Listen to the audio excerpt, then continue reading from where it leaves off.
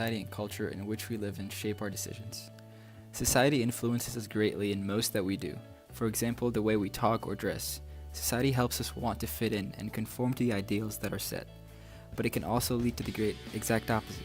For example, trying to be different in a sense and to be unique. Also, culture influences and benefits us and benefits our system. How we carry on our lives, society and culture affect the way that we are with other people and what we do most of the time.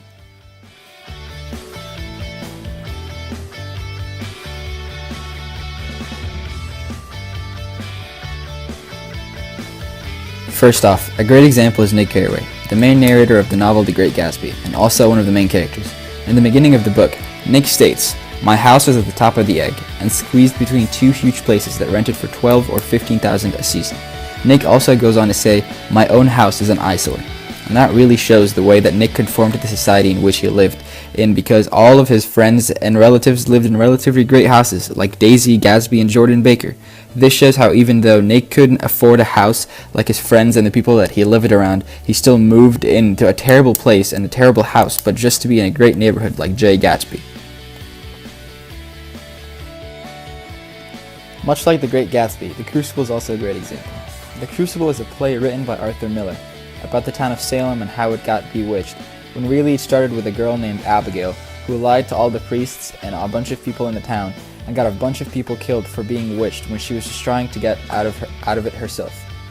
In the book, it states, Abigail says, "I saw Tituba with the devil," and the rest of the girls also said, "I saw Martha Bellows with the devil, I saw Goody Bibber with the devil, I saw Goody Silver with the devil, I saw Alice Barrow with the devil."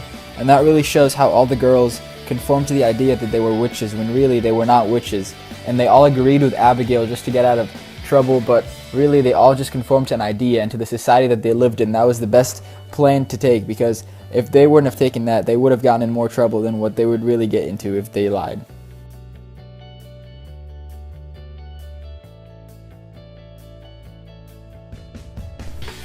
A great example is the novel written by Ishmael Beyah, A Long Way Gone.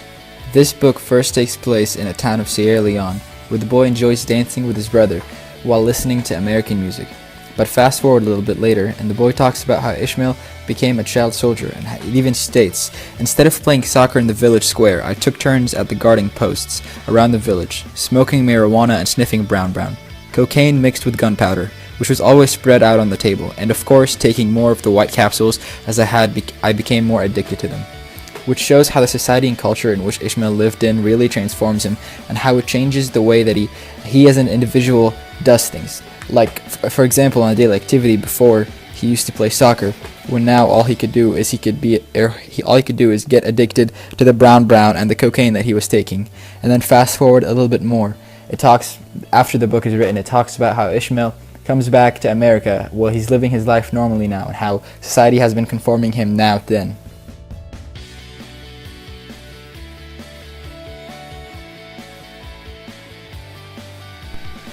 Another example is the Universal Declaration of Human Rights, which is rights to every man and woman, making them equal in the eyes of the law.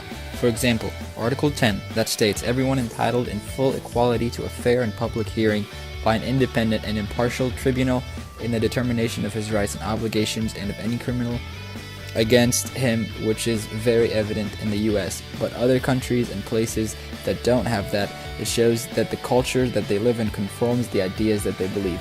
For example, in the US, we completely believe in this because we live in a very rich and powerful country, but in third world countries like India and other places like that, it is not being shown, or it's not evident in any of the trials or anything that happens over there. Also, the Great Gatsby films that have all been different throughout the years, but the one most of you guys remember is the one most recent about 2013, which isn't like the others. In fact, almost every movie is different in a sense. The new one was more lavish and overboard, where old ones like the 2001 was more happy than the others that didn't even have the rain scene fall when Gatsby visited Nick Carraway to meet Daisy. That shows how they act and do things different at the time period. That was the right choice at the 2000 time period, but then in our time period, there was different society, and our society changes, and the media and all that things conform to our society and makes us watch what we want to watch. In conclusion, society influences us greatly in the way that we do things and perceive things, and is very evident throughout our life.